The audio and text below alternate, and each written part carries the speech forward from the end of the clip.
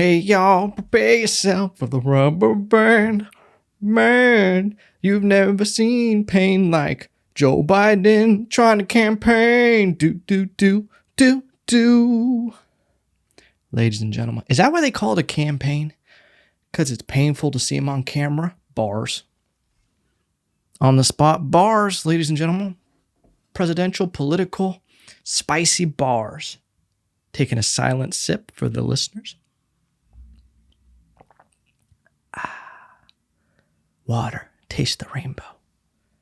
That should actually be the real rainbow, because you see rainbows when it rains. Mind-blowing. Why are we taste the rainbow Skittles? Skittles should be like Skittles. Taste the diabetes. Skittles. You eat too many, you're probably going to die of COVID-19. Skittles. Taste the depression. Skittles. Taste the sugar rush. And then crash. Skittles. Taste the obesity. I think we should have honest commercials like that. But really, before I lose this rainbow idea, why isn't water taste the rainbow? Because it actually, when it rains, you see the rainbow. You ever get out there as a kid in the yard and you're just like with the hose making your own goddamn little rainbow? That's what people trapped in the closet growing up had to do. They would just get out there with the fucking hose when no one was home and just start spraying it. See a little bit of rainbow? There's like rainbow pride. Rainbow pride. One day I'm going to be large and in charge, and I'm going to be in the middle of a goddamn forest looking up at a powerful rainbow. How did the rainbow become the gay pride thing? I want it back, okay? I want it back. Rainbow, pretty cool. I've never seen a rainbow and someone not pointed out to me. Like, I've never seen a rainbow and not told the person that I was with. Isn't that weird? Every single person I've ever met, if they see a rainbow, they try to share the experience. The rainbow is like the bat signal for gay people, right? That's actually a great way to find out someone who's possibly gay. You just take them on a hike when there's a 90% chance of rain. And then when a rainbow appears, you just go, hey, look at that. How do you feel about it? And then you play the cards accordingly, you know? That's a little move for the gays. Shout out to my gays. I've talked about this before. I had a joke where I was with one of my best friends. Shout out to Joshua Wallenstein. He has his own podcast, Pushing Up Daisies, I believe. Apparently he's in the gardening now.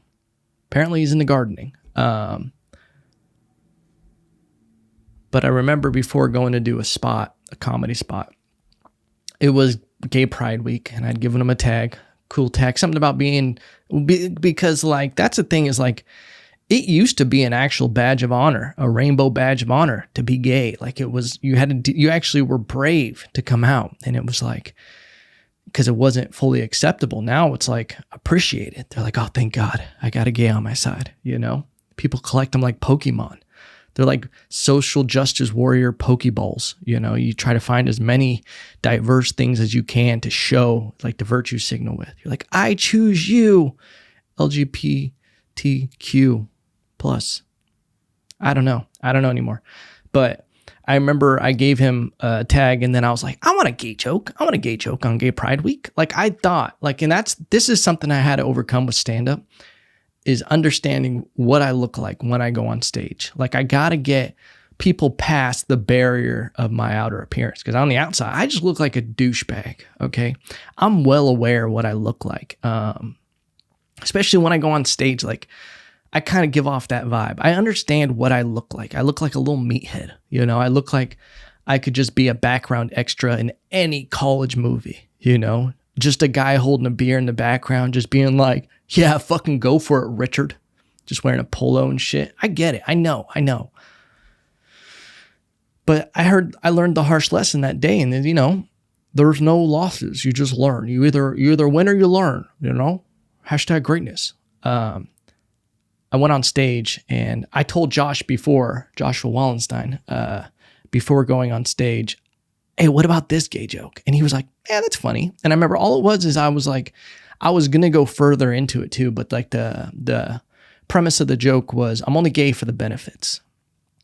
And then I think I started out like Happy Pride Week, and they'd be like, I recently came out of the closet or something like that. So, but I'm only gay for the benefits. And then I was going to go further into it about like some of the perks, but the way it was received, and maybe I should have just tried to blister through it, they turned on me so fast. And I believe Josh had just went.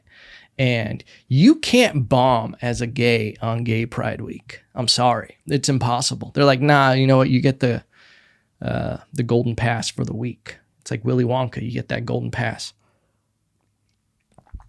And I follow Josh, and then like, especially in LA, that's the thing about LA is you do some spots there, and it's such a virtue signal. Some people don't even really do stand-up. They just get up there and preach and just try to make it somehow witty, going for the applause, not the laughs, if you will.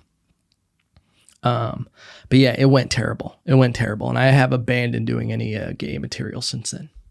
And vegan, but I want to bring some vegan stuff back because I feel like I can work it out.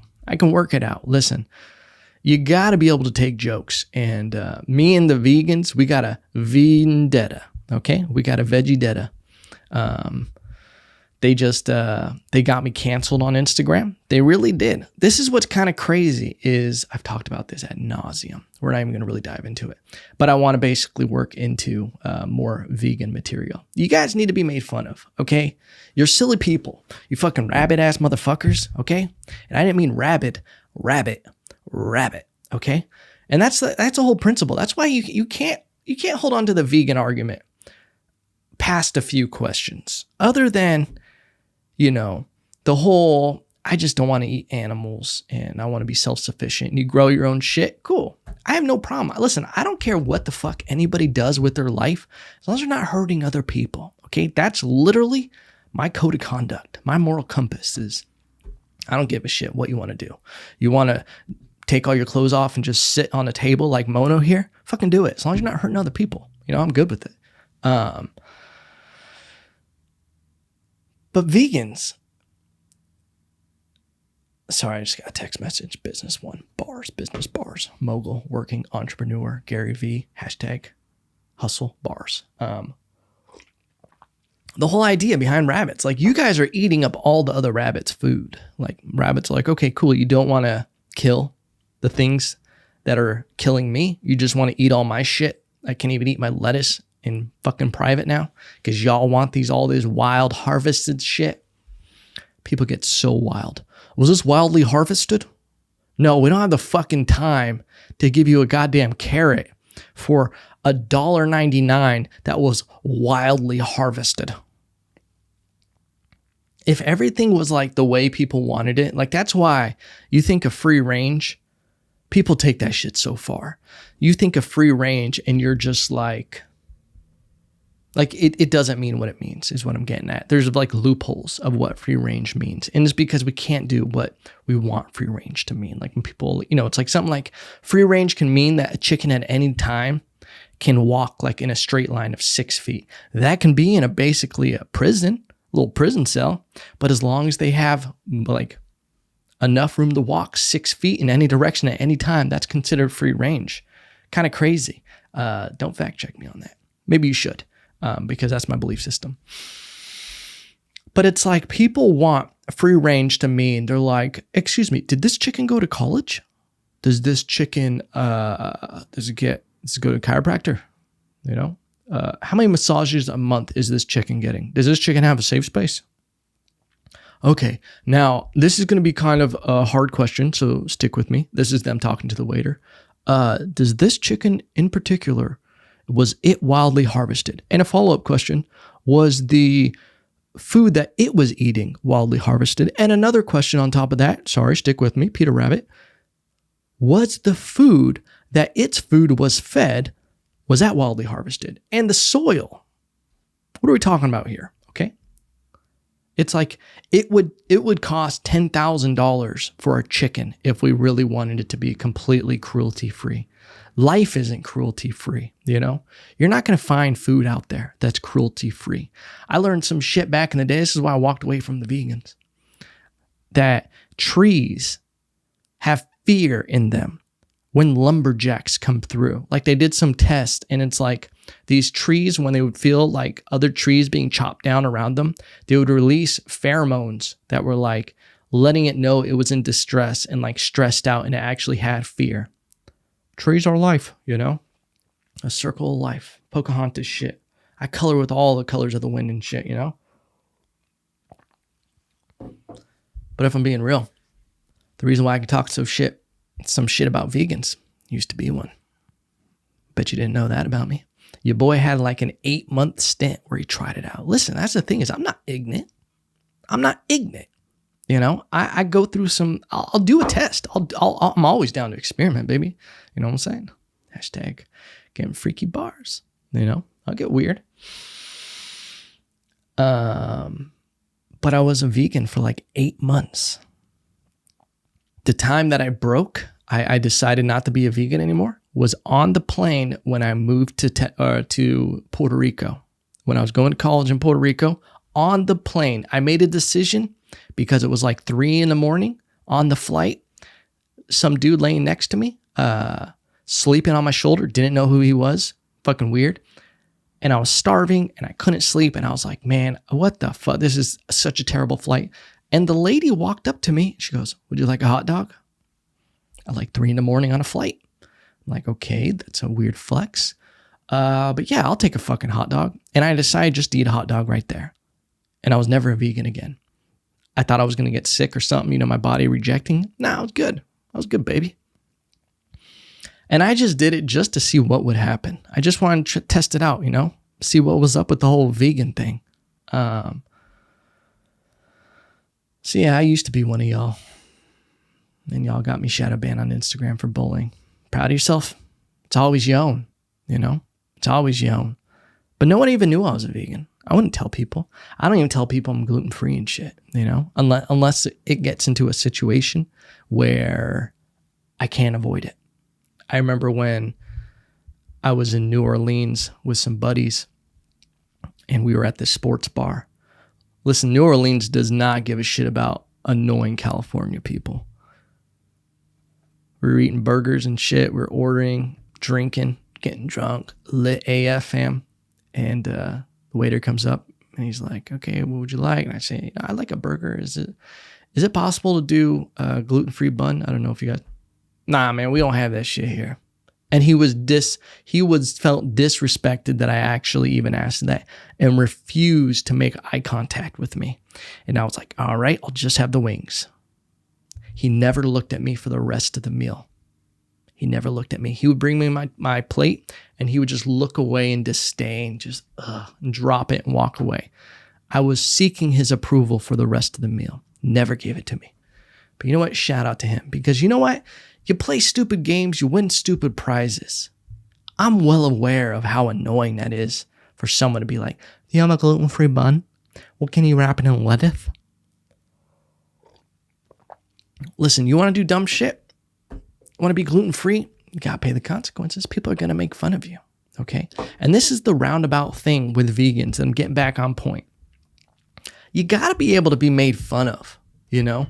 That's how you make people feel normal. If we really want to be inclusive, we got to be able to make fun of people, okay? We can't be so sensitive. I think that's really an issue. And it's kind of crazy that it's become almost like a preaching point of don't be so fucking sensitive. The whole world. There's nothing worse than someone who is overly sensitive.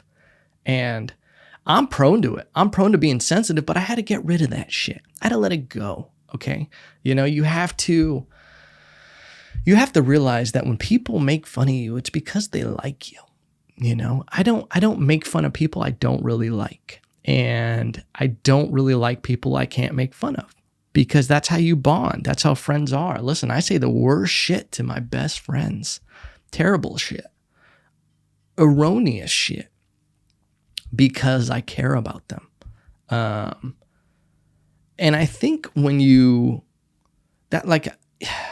it comes up a lot because we see so much of this right now in the media and right now with business and right now cancel culture. If it's not at an all-time high, then it's like, it's just being a light is being shown on it, but I feel like it is at an all-time high. I don't think ever in history before could people be canceled for some of the things that they're being canceled for. Things that are being boycotted over interpretations. And that's the thing, is like, I am all for people questioning if it was meant to be an insult. I've had people ask me, they need me to clear something up, or, they felt like I was insulting them. And I'll tell them straight up, no, I'm just messing with you, man. I really don't feel that way. Because it's just jokes. And I have no problem with that. But when people tell me my intentions don't matter and that I shouldn't joke about certain things because it might offend people, we got to be worried about those people who are offended by jokes that are intended to be jokes. Like, we have to, I think I put on the last episode that like comedy might be the last frontier of free speech. This is why I've literally been backed into comedy, because I can't function under weird artificial settings. I couldn't thrive in any other area because it's such bullshit. When I've tried to do like acting stuff and certain things in Hollywood, and I was on like sets, and you would be talking normal to someone, and then when you see the director come around, or a big actor in the show or the whatever, they turn into a different person. And then you see the virtue signaling, and then you see people saying certain things and trying to pretend they're a certain way just to appease a climate of how people are thinking. I'm like, this isn't real at all, And I always like to look out in the front. Like, where's this going? Whether it's a year, like that's kind of my system for dealing with problems, is I run it through the mill of, is it first gonna matter in 6 months? And then I go, is it even gonna matter in 3 months? Is this gonna matter in 2 weeks? And if the answer to any of that is no, then I disregard it and I just go, not worth my time or energy. But then I also look at the flip side of choices that people make and the things that we do. And I go, where is this going to go in a year? Where's this going to go in 5 years? What's this going to look like in 10 years when the next generation is coming up under this parameter? And then you start looking at the cause and effect of certain things. And I think I think that like my age group, and this is me being completely biased because I'm in that age group of like 30 and up, or 30 to 40, 25 to 40. We grew up, a lot of us, without the internet, and then we grew up with the internet. Enough to know what real life is and what the internet life is, at least for the most part. A lot of people get sucked into it in thinking, and this is something that I had to learn by being part of both worlds, is getting over thinking that what people say on the internet and what they do is real life. That I would assume they would talk to me like that in person, because I would only say things on the internet that I would say in person. So there was that kind of confusion I had to adjust to. But I also have enough wherewithal and self-awareness to know that the internet isn't a real world. It's a real world on its own, but it's separate from the real world. And then you have a younger generation coming up only with the internet. They don't know what real life was before the internet.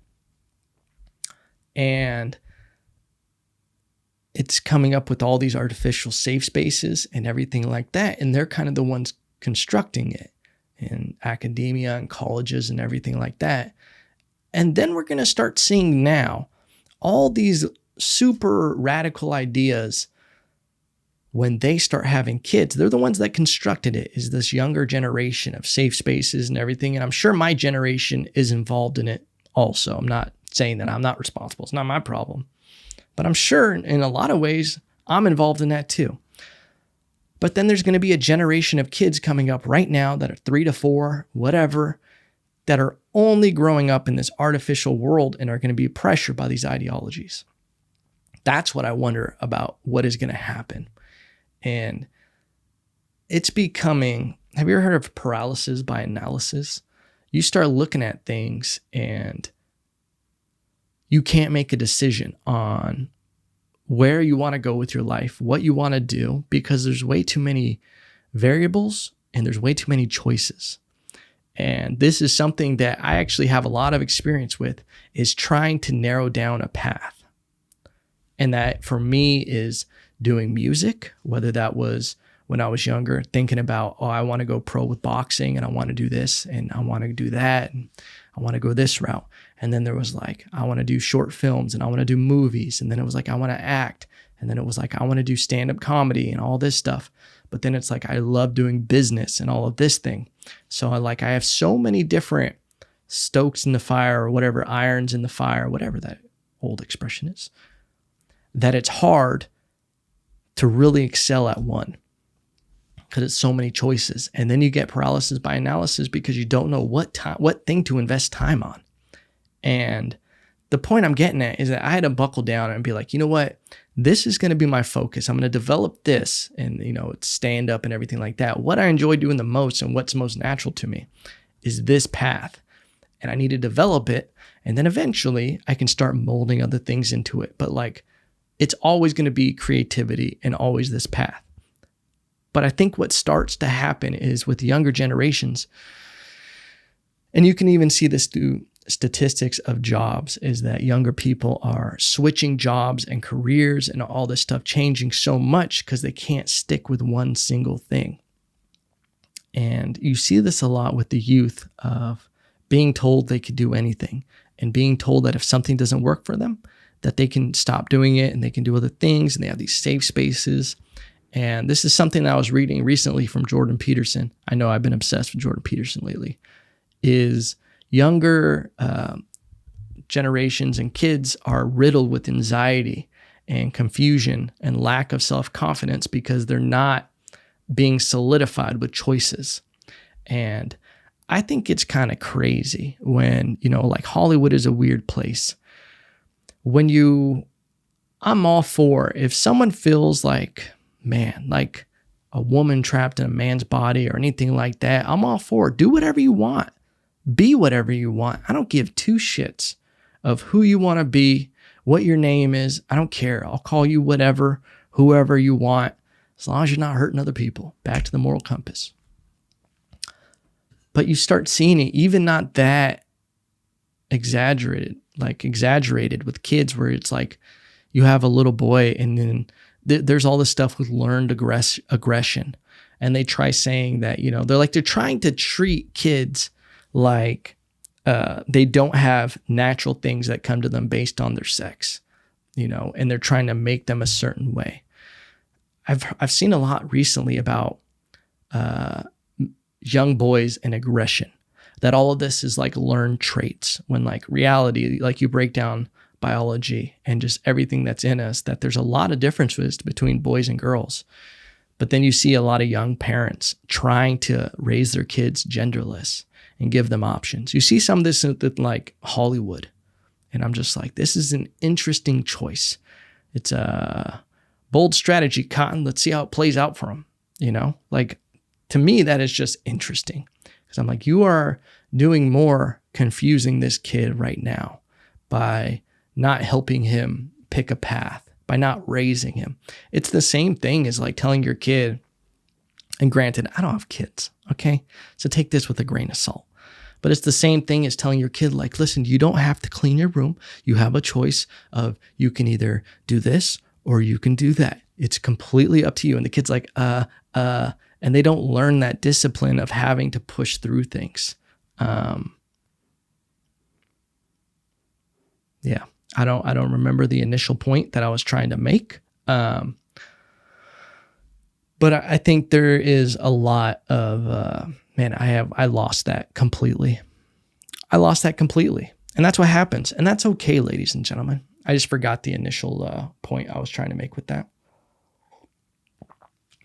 I think I'm just on the topic of cancel and where it's all going. And the point, now we're back, Peter Rabbit, is I feel like we're going down a weird path if we're raising kids in these ideologies, if we're not speaking to them about the real world And I think it gets dangerous because I see so many people on social media, and honestly, I'm detached from it now. I don't give a shit. I can only control the controllables. That's a great philosophy, is only worry about what you can control. I'm not going to be out here trying to be a white knight and trying to like save everybody, educate every person who posts a ridiculous story and put all my energy to them. No, you got to figure it out on your own. But you see so many people post things and it's just, there's such a lack of responsibility when it comes to research and people posting things that just aren't true. And I think that's the thing, is like we see posts and it's like confirmation bias of we want our opinion to be true. Listen, I wish ideology was real. I wish we could live in a perfect world where everything was equal across the board. In the sense of equal opportunities, the world was fair and everybody should have this, everybody should have safe spaces, and there was no side effects to that, because there's clear side effects to having these safe spaces and ideas like that. You get anxiety-riddled kids. That's what is so weird about so much going on, is that there's so much seclusion propped up as inclusion. You know, like there's so many of these causes and everything going on where they're preaching about equality and being inclusive, but they're secluding so many people and trying to cancel them because their ideas are different. That's what's so fascinating about so much, is I'm just like, what? Like, how is that equality? Like, we have to figure out a way to where everybody's opinion, everybody can have an opinion. And it gets slippery. And this is where I was talking about with what does this look like in a year, 5 years, 10 years, is when we start looking at some forms of communication as dangerous. And we start changing verbs and their meanings of words to describe things, where it goes like, oh, this is hate speech. Oh, this is violent. And, you know, what starts being hate speech and what people consider is a very gray area. And you're starting to see this on Facebook. A lot of people, the hashtag, I think it was like deplatform, hate inciting speech or something, deplatform hate. And it's people's opinions on it. Some of the stuff I've read, it's just an opinion that's different than yours. Okay. And they're trying to deplatform these people in the sense of not allowing that kind of speech to be around, but it's only opinion. And it's like, what do we start looking at as actual hate speech, and what will ignite violence? And then things get really gray, and we start losing our freedom of speech. Because at the end of the day, through loopholes, you can find a way to make a lot of things end up being hate speech within guidelines, you know? It's pretty interesting. And it goes back to the whole defund the police thing. I just saw that Minneapolis, they went back on their, we're going to defund the police. They said they were. And honestly, this is why they're such pussies in Minneapolis, because they caved in to rioters and protesters. And yeah, those are two different things, but they're grouped together because a lot of the rioters were saying they were doing it in the name of protest. They go hand in hand. They said they were going to defund the police. The city did, the council, the politicians. They came out in an article, and this is what's so silly. And I'm like, they should all be fired and they need to start over. One of the guys said, oh, when we said defund the police, we meant in spirit. This is a real quote. He said, in spirit. And then another guy said, when we said defund the police, you know, that term is up for interpretation. What? Huh? Defund the police is not up for interpretation. When you say defund the police, that literally just means take away the funding from the police. Someone should do a spinoff of a parody song instead of fuck the police, fund the police. That just came to my head. Bars. That's a free idea for someone out there. I might take it. Bars, copyright it. It just, that's what I start looking at is defund the police. I know a lot of police officers. A lot of the people protesting defund the police haven't really had to call the police. No, it's not those people. The people out protesting, doing all this crazy crime and everything, they're not the ones worried about losing the police. They have money. They live in a good area. They're like, it doesn't affect them. And that's reality because you see even, I forgot what senator or mayor or governor, I think it was mayor, called the police when they started protesting on her street. It's so obvious. The people who are going to hurt from the police being defunded are going to be the lower income that actually need it. You're going to start de-protecting people if you defund the police. It's a silly idea. Grow up, Peter Pan.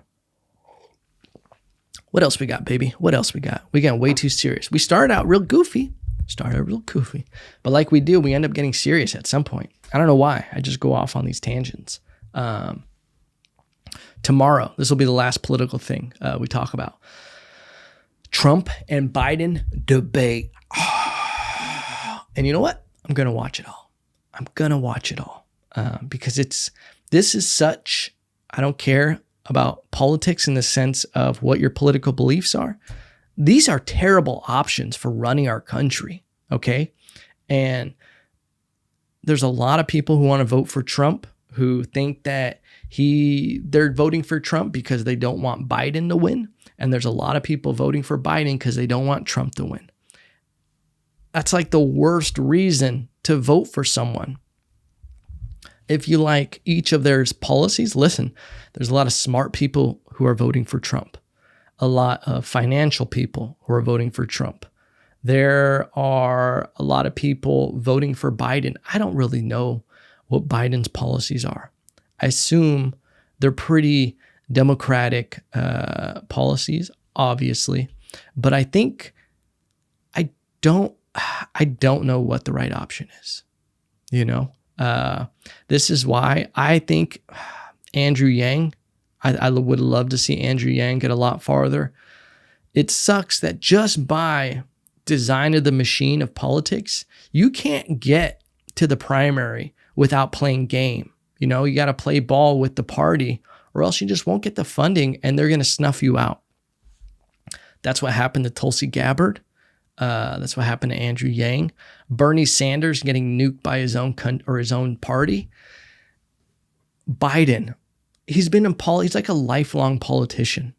It's so silly. Like, none of these people want to help the people. They're all about business as usual. They just want to keep money going into their pockets. It's so corrupt. It's so blatantly corrupt. And that's why I think, man, this isn't an endorsement.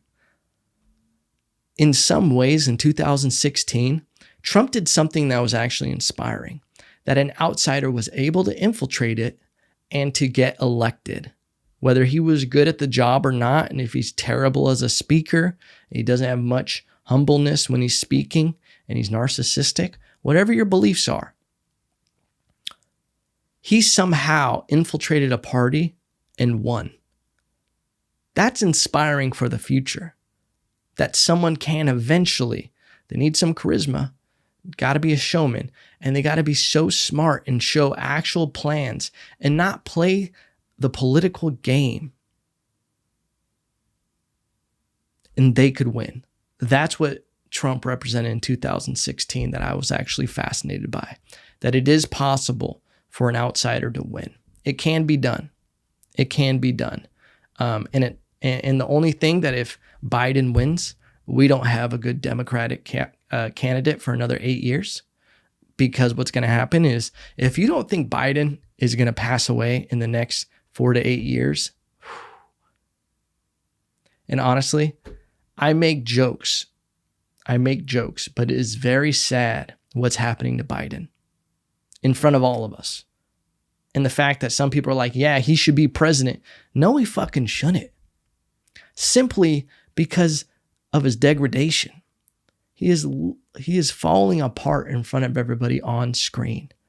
If you don't think Kamala Harris is going to be the president in 2 years, that's what's going to happen if Biden wins.